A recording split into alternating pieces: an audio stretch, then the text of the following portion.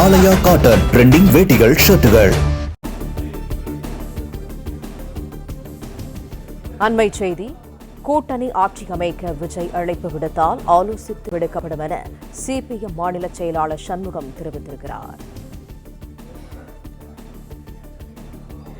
அண்மை செய்தியாக பார்த்து வருகிறோம்.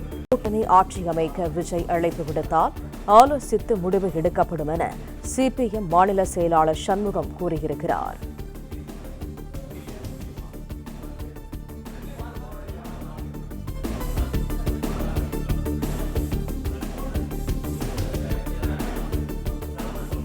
அண்மை செய்தி. கூட்டணி ஆட்சி அமைக்க விஜய் அழைப்பு விடுத்தால் ஆலோசித்து முடிவு எடுக்கப்படும் என சிபிஎம் மாநில செயலாளர் சண்முகம் கூறியிருக்கிறார்.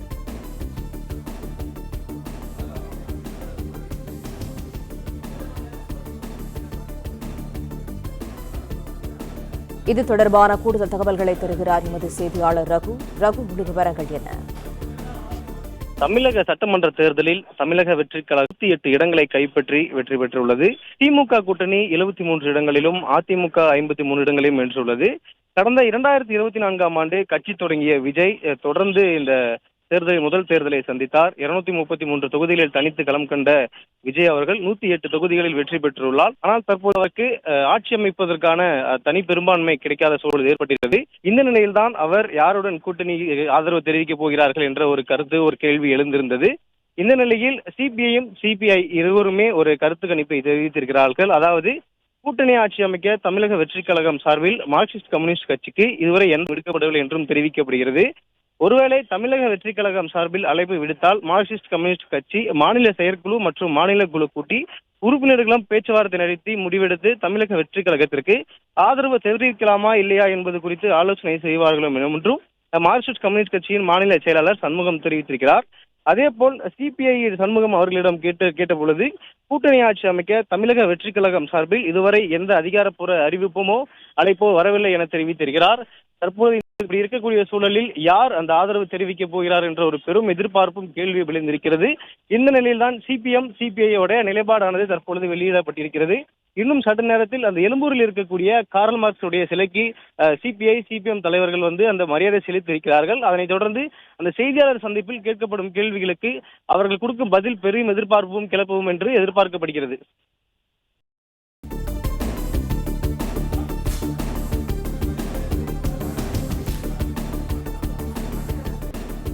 கூட்டணி ஆட்சி அமைக்க விஜய் அழைப்பு விடுத்தால் ஆலோசித்து முடிவு எடுக்கப்படும் என சிபிஎம் மற்றும் சிபிஐ தரப்பில் தெரிவிக்கப்பட்டிருக்கிறது. இது எவ்வாறு பார்க்கப்படுகிறது ரகுபதி?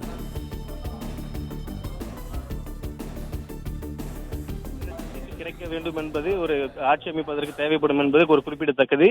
இந்த நிலையில் 108 சீட்டுகளை கைப்பற்றிருக்கக்கூடிய தமிழக வெற்றி கழகத்துடைய அந்த 108 சீட்டு மிக முக்கியமாக பார்க்கப்படுகிறது.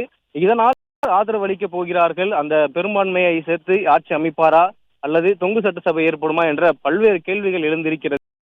விசிகாவுடைய அவங்க ஆதரவு கிடைக்குமா அல்லது சிபிஐ இடமோ அல்லது சிபிஎம் இடமோ இந்த ஆதரவு கிடைக்குமோ என்று எதிர்பார்த்திருந்த நிலையில் தற்பொழுது இவர்களுடைய நிலைப்பாட்டை வெளியிட்டிருக்கிறார்கள். குறிப்பாக சிபிஎம் தங்களுக்கு அதிகாரப்பூர்வ அறிவிப்பு எதுவுமே வரவில்லை. அப்படி வந்தால் குழு கூட்டி முடிவெடுக்கப்படும், கட்சியினரிடம் பேசி முடிவெடுத்து நாங்கள் அறிவிக்கலாமா வேண்டாமா என்பதை முடிவு எடுப்போம் என்பது தெரிவித்திருக்கிறார்கள். தொடர்ந்து சிபிஐயும் அவங்களுடைய நிலைப்பாட்டை தெரிவித்திருக்கிறார்கள். அதாவது எந்த ஒரு அதிகாரப்பூர்வ அறிவிப்பு தற்போது வரை எங்களிடமிருந்து தமிழக வெற்றி கழகத்திலிருந்து வரவில்லை என்று கூறியிருக்கிறார்கள். இந்த நிலைப்பாடை பொறுத்தவரை தற்பொழுது அவர்கள் தமிழக வெற்றி கழகத்துக்கு ஆதரவு தருகிறார்களோ என்ற சந்தேகத்தையும் ஏற்படுத்துகிறது. அதிகாரப்பூர்வ அறிவிப்பு வரவில்லை என்பது இன்னும் குறிப்பிடத்தக்கது. ஆலயா காட்டன் ட்ரெண்டிங் வேட்டிகள் ஷர்ட்டுகள். பிளே ஸ்டோர் மற்றும் ஆப் ஸ்டோரில் இருந்து பாலிமர் செயலியை QR கோடு மூலம் பதிவிறக்கம் செய்யுங்கள். செய்திகளை உடனுக்குடன் பெறுங்கள்.